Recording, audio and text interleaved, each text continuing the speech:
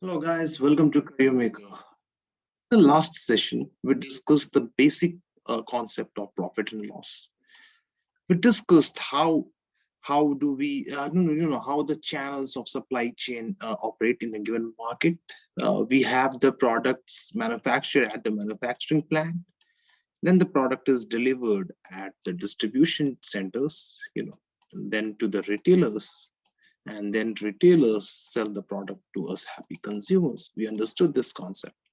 We also understood that if the manufacturing unit incurs a cost of C, they will sell to the distribution channels at a certain higher price, who will again sell to the retailers at again a bit higher price, and we final consumers will uh, receive the product at a much higher price than the original cost price for the manufacturers.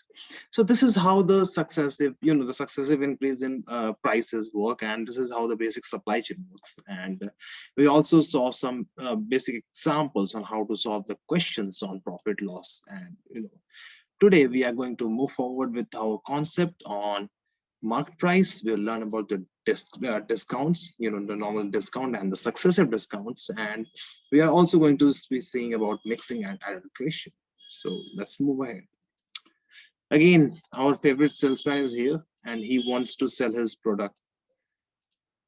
Now his manager at his office, at his shop basically comes up with an offer, and he comes up with an idea that let's serve our customers, let's give them a discount of 5% over these mobile phones.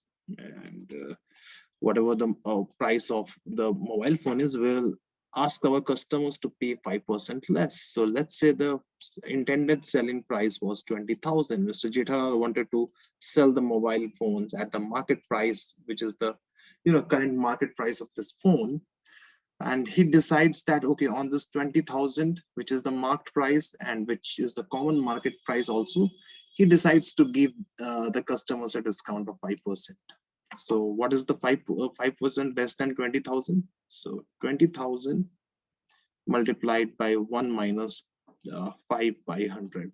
Just a moment.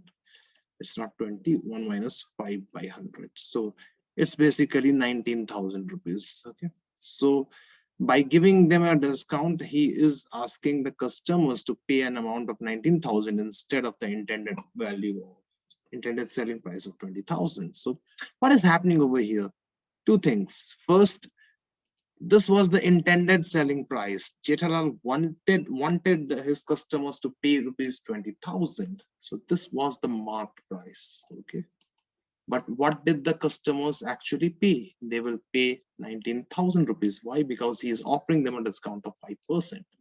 So the selling price is different from the market price. And in what manner it is different? Over the market price, when certain discount is given, the actual selling price becomes lesser than the intended market price. So this is the fundamental difference between market price and selling price, and this is the all the concept which you need to know about market price. Okay.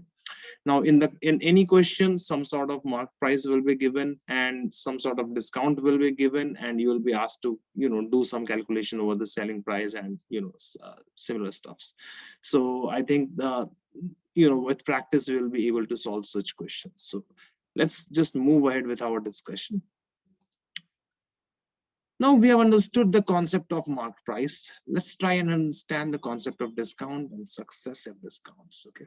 So again, our favorite guy is here. He wants to sell his mobile phone at his shop. Now his dear friend, he asks that, okay, he wants to purchase a mobile phone. His friend has the money. And being a nice friend, Mr. Jethalal offers him a discount of 20%. Now he says that, okay, I have a marked price phone with a marked price of 20,000. I want to sell it at 20,000, but you are my good friend and I am going to offer you a discount of 20%.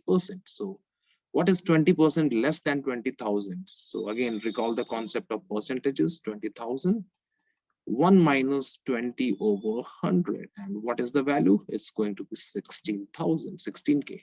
Okay. So you can imagine he's offering him a discount of 4,000 rupees. Okay. So this is the discount. You have a marked price, you try to offer your friend or your customers a discount of certain percentage, and you help them buy the phone or whatever your product is at a cheaper price. So this is what the concept of discount is. Now let's have a look at the concept of successive discounts. Now again, Jethalal has another good friend, and he wants to sell her friend the same phone, but this time he offers her a successive discount. And what is the successive discount? 20% plus 20%. And interestingly enough, this is not equal to 40%. Okay, he is not offering her a discount of 40%. He is giving 20% discount and then again giving the 20% discount. What does it mean? Let's have a look. So the original selling price or the intended selling price was 20,000, which is the mark price. First discount of 20%, that means 1 minus 20 by 100. Now again the second discount of 20%, again 1 minus 20 by 100. You will multiply two times by 1 minus 20 by 100, and this will give you a value of 20,000 multiplied by 0.8 squared. Okay, so this will give you the value of 12,800, and this will be your answer.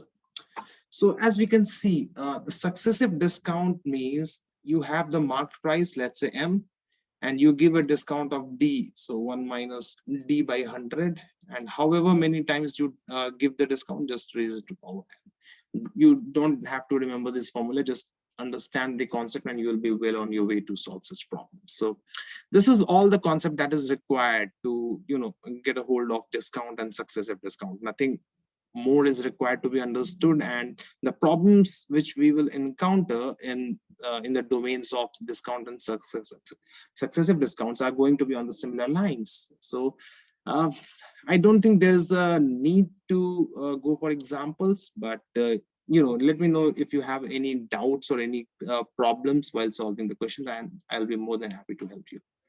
So let's move forward with our discussion. And the final concept is mixing and adulteration. Now, this guy again works in the same colony or where Mr. Jethalal lives at, and he wants to become a rich guy. And he is actually a grocery shop owner, and he decides that while he buys milk at rupees 20 per liter, he decides that he will go for adulteration. And what he does is he sells 900 milliliters of milk, adds 100 milliliter of water, and claims that he is selling 1 liter of milk at the cost price. Okay. Now, what he's actually doing, and what do we have here? We have, suppose, a liter of milk. You know, this is 1 liter of milk. 1 liter of milk. The cost price is rupees 20 per liter. This is cost price. Now, instead of 1 liter, he is not selling 1 liter. He is selling 0.9 liters of milk at 20 rupees. Now, this is interesting here. It may appear that he is selling 1 liter of milk. No, he is not. However unfortunate and however, you know, stupid it may sound, the cost of water is actually considered to be 0. Okay, we do not take any value for water unless given otherwise.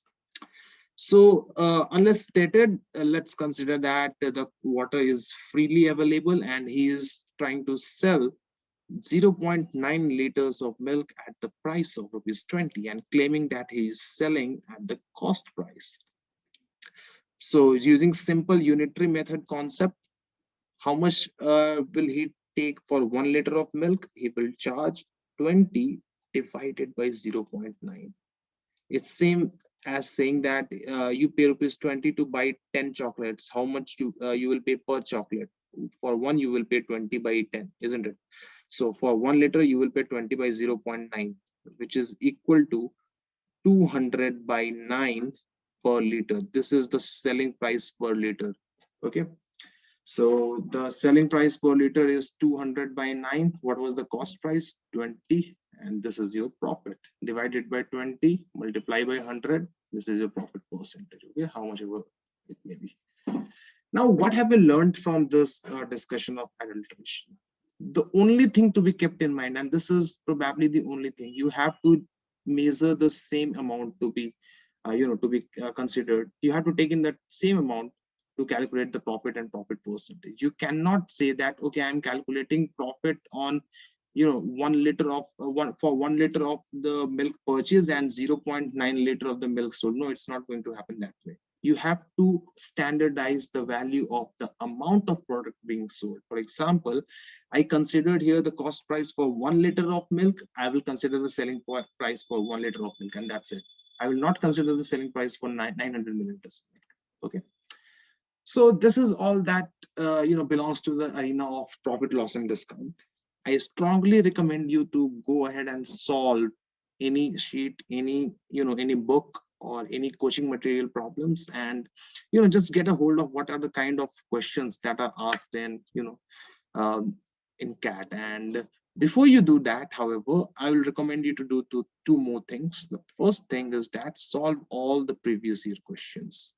Start from 2018 and solve till and go start going backward, and however back you might go, and uh, however many questions you might find of the previous years, 1990s, 1991, or whatever the year is. Second thing is that do not solve the questions of 2019 and 20. Why I'm saying this is that leave these 2 years question papers to be solved as mock question papers after your syllabus is complete. Please do not attempt these papers now. Okay, I'll strongly recommend you to leave these two papers, and apart from this, you can go backward and try to solve every possible question from the chapter of profit, loss, discount, mixing, adulteration, and related concepts. Okay, so I hope I have cleared everything related to profit, loss, and discount. Just let me know if you have a particular question and if you want me to help you with anything. As already told, the email ID is mentioned in the description box. Just connect with me in any scenario where you find difficulty solving a problem, and I'll be more than happy to help you out. Okay. So all the best, guys, for your preparation, and I hope to see you around soon. So cheers.